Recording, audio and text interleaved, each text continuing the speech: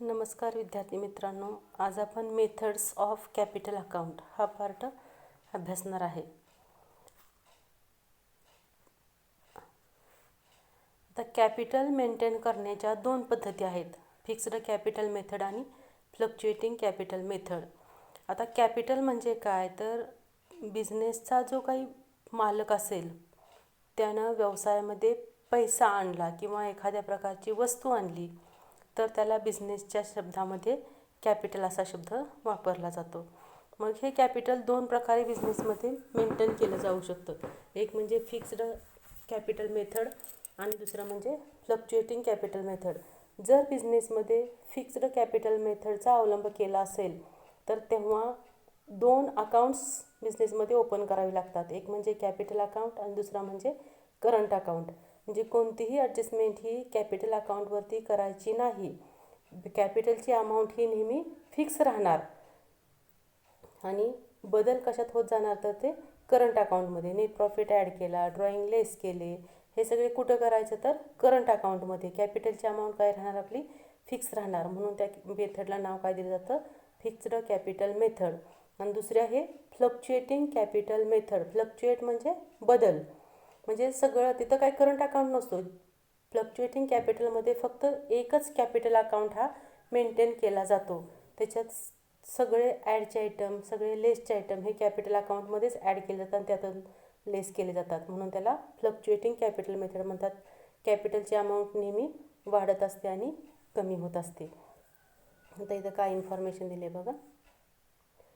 In this method amount of capital of partner remains the same or at the end of the financial year. मी काय सांगितलं मग अशी कॅपिटलची amount ही same राहत असते, फिक्स राहत असते.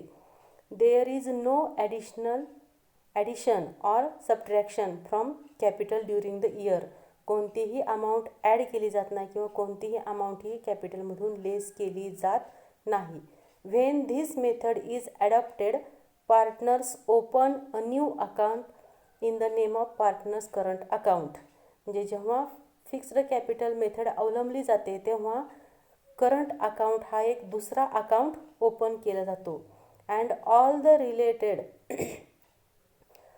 Capital adjustments are solved through partners current account. म्हणजे सगळ्या ज्या काही पार्टनर्सच्या रिलेटेड ॲडजस्टमेंट असतील त्या सगळ्या कुठं केल्या जातात तर करंट अकाउंटवरती त्या सॉल्व केल्या जात असतात.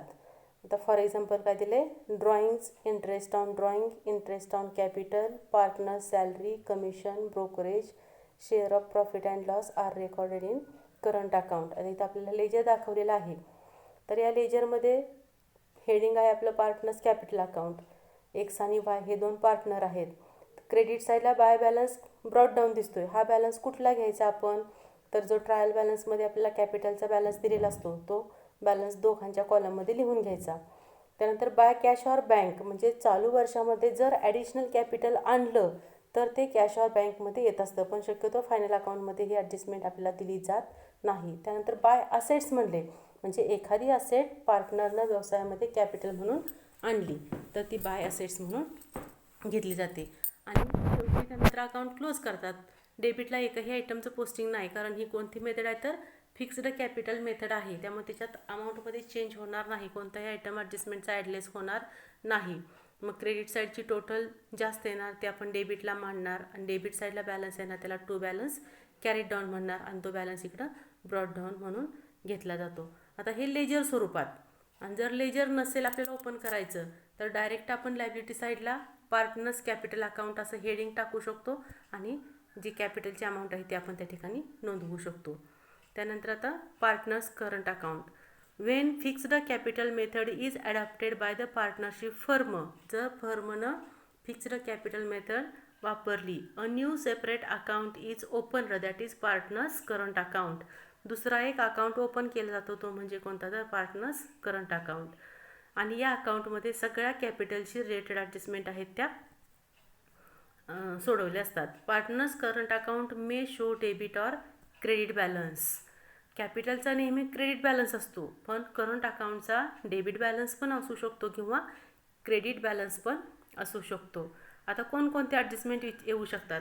Drawings made by the partner in the current accounting year, म्हणजे चालू वर्षामध्ये पार्टनरनं काहीतरी खाजगी उचल केली, ते ड्रॉइंग्स आहेत.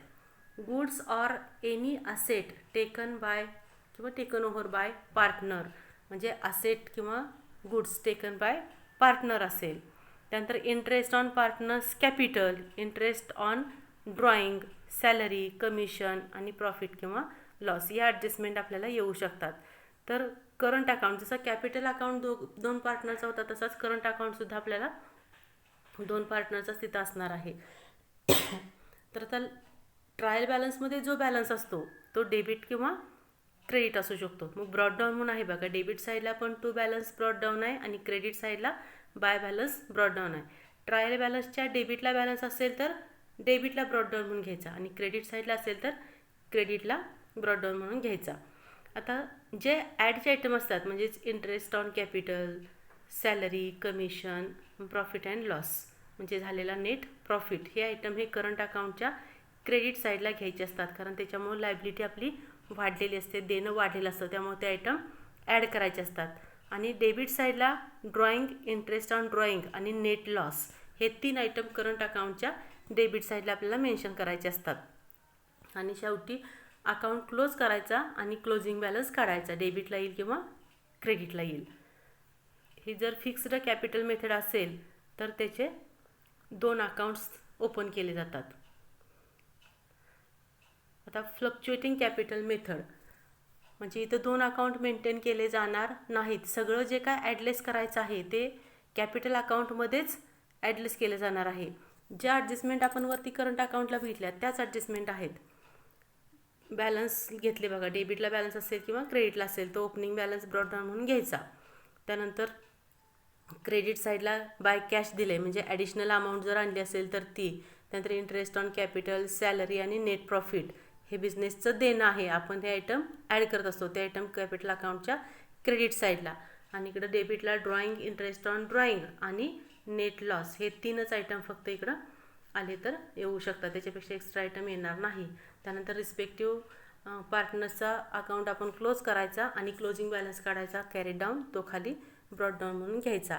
जर फक्त कॅपिटल अकाउंट आपल्याला प्रॉब्लेममध्ये दिला असेल तर त्याचं लेजरच ओपन केलं पाहिजे असं काहीही नाही.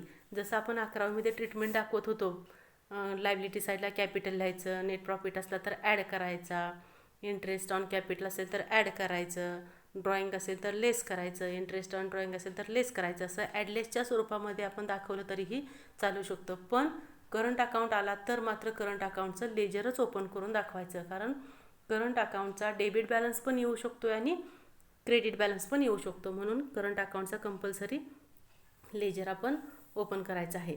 आता ॲडलेस करत असताना ॲडचे आयटम आहेत ते त्या लेजर ओपन केलं तर त्या लेजरच्या क्रेडिटला बघा, इंटरेस्ट ऑन कॅपिटल, सॅलरी आणि नेट प्रॉफिट हे कुठं आहेत, कॅपिटल अकाउंटच्या क्रेडिटला. हे आयटम काय होणार, कॅपिटलमध्ये ॲड होणार.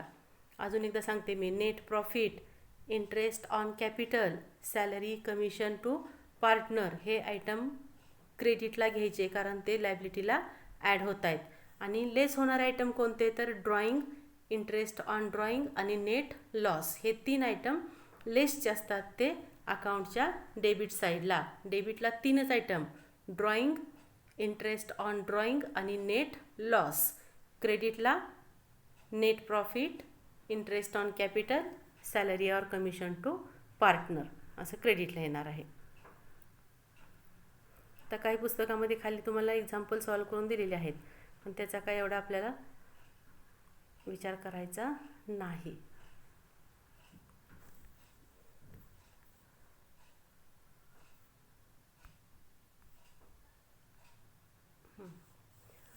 आता treatment of some important items appearing in trial balance only, म्हणजे काही आयटम्स आहेत ते फक्त ट्रायल बॅलन्समध्ये दिलेले असतील तर त्याचा इफेक्ट कुठं दाखवायचा आहे.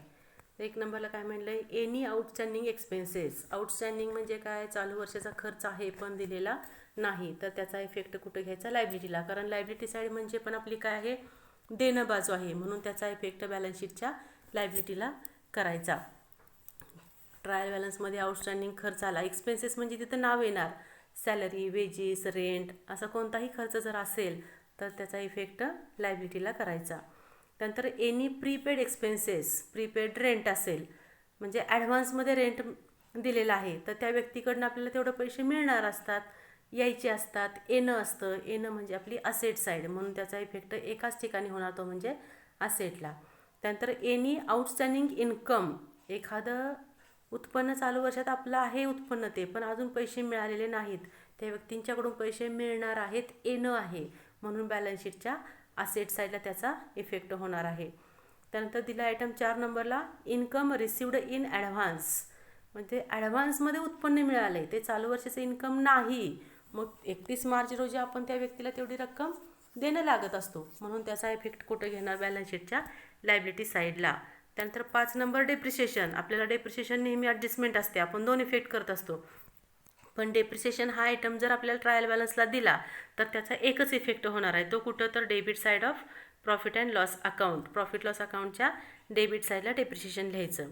6 नंबरला दिलं आहे loss on sale of any asset, म्हणजे एखादी कोणतीही असेट विकण्यामुळं जर आपला लॉस झाला मग लॉस कुठं लिहायचा असतो, प्रॉफिट लॉसच्या डेबिटला, त्यामुळे effect debit side of profit and loss account. 7 नंबरला आहे गुड्स विथड्रॉन बाय पार्टनर, पार्टनरने वस्तू उचलल्या, पार्टनरनी वस्तू घेतल्या. आता 2 इफेक्ट नाहीत होणार, फक्त एक इफेक्ट होणार त्यांच्या कॅपिटल अकाउंटला किंवा करंट अकाउंटला. आता गुड्स विथड्रॉन म्हणजेच ड्रॉइंग थोडक्यात झालं, मग ड्रॉइंग हे काय होत असतात आपले लेस होत असतात, मग कॅपिटल अकाउंट फक्त दिला तर कॅपिटलमधून लेस करायचं, आणि जर आपण लेजर ओपन केलं तर डेबिटला, मग कॅपिटल असेल किंवा करंट अकाउंट असेल तर त्याच्या डेबिट साईडला टू ड्रॉइंग्स म्हणून त्या पार्टनरच्या कॉलममध्ये अमाऊंट आपल्याला लिहायची आहे. त्यानंतर जनरल रिझर्व किंवा रिझर्व फंड, तर हा आयटम म्हणजे काय, जनरल रिझर्व म्हणजे दरवर्षी झालेला जो काही नफा असतो, प्रॉफिट झालेला असतो बिझनेसला, त्यातून काही ठराविक टक्के नफा आहे तो बाजूला काढून ठेवला जातो भविष्यकालीन तरतुदीसाठी, फ्युचरमध्ये काहीतरी आपल्याला पैशाची गरज लागते तेव्हा आपण तो पैसा त्या ठिकाणी वापरत असतो. मग हा नफा कोणाचा, तर बिझनेसचे जे ओनर असतील, मालक असतील त्यांचा. मग जर आपण बिझनेस क्लोज करायचं ठरवलं तर ते पैसे त्या मालकांना द्यावे लागतात, म्हणून बिझनेसच्या दृष्टीनं ती काय असते, एक लायबिलिटी असते, म्हणून याचा इफेक्ट बॅलन्स शीटच्या लायबिलिटी साईडला करायचा असतो. त्यानंतर 9 नंबरला दिलं आहे डिपॉझिट फ्रॉम पब्लिक, जनतेकडून पैसे मिळालेले आहेत आपल्याला, मग ते आपण जनतेला काय लागतो, देणं लागतो, म्हणजे बॅलन्स शीटच्या लायबिलिटी साईडला त्याचा इफेक्ट घ्यायचा. 10 नंबर दिला आहे goods distributed as free sample, free sample म्हणून वस्तू वाटल्या, म्हणजे ती एक प्रकारची जाहिरात आहे, खर्च होतोय आपला, म्हणजे कुठे घेणार आपण प्रॉफिट लॉस अकाउंटच्या डेबिट साईडला. त्यानंतर सस्पेन्स अकाउंट म्हणलं आहे if it is on debit side, असेट्सचे नेहमी डेबिट बॅलन्स असतात, म्हणून याचा इफेक्ट सस्पेन्स अकाउंट जर आपल्याला ट्रायल बॅलन्सच्या डेबिटला दिला तर त्याची नोंद असेटला करायची, आणि जर सस्पेन्स अकाउंट हा क्रेडिटला दिला असेल, ट्रायल बॅलन्सच्या क्रेडिटला दिला असेल तर क्रेडिट बॅलन्स म्हणजे लायबिलिटी, लायबिलिटीचे क्रेडिट बॅलन्स असतात, म्हणून त्याचा इफेक्ट लायबिलिटी साईडला. नेहमी लक्षात ठेवायचं असेट्सचे डेबिट बॅलन्स आणि लायबिलिटीचे क्रेडिट बॅलन्स, त्यामुळे सस्पेन्स अकाउंट दोन्ही साईडला येऊ शकतो, डेबिटला असेल तर असेटला लिहायचा आणि क्रेडिटला असेल तर लायबिलिटीला लिहायचा. त्यानंतर bank for collection of bills, ही एक प्रकारची बिझनेसची काय आहे, असेट आहे, कलेक्शनसाठी बिलं आलेली आहेत, म्हणून त्याचा इफेक्ट नोंद कुठं करायची, बॅलन्स शीटच्या असेट साईडला. म्हणजे आजच्या पिरियडमध्ये आपण काय अभ्यास केला कशाचा, तर types of capital, capital maintain करण्याच्या मेथड्स, फिक्स्ड कॅपिटल मेथड आणि फ्लक्च्युएटिंग कॅपिटल मेथड, आणि काही महत्त्वाचे आयटम्स आहेत की जे फक्त ट्रायल बॅलन्समध्ये दिले जाऊ शकतात, त्याची नोंद एकाच ठिकाणी होत असते, ती कुठं करायची याचा अभ्यास आज आपण केलेला आहे. जेवढा भाग झाला तो व्यवस्थित अभ्यासा. धन्यवाद.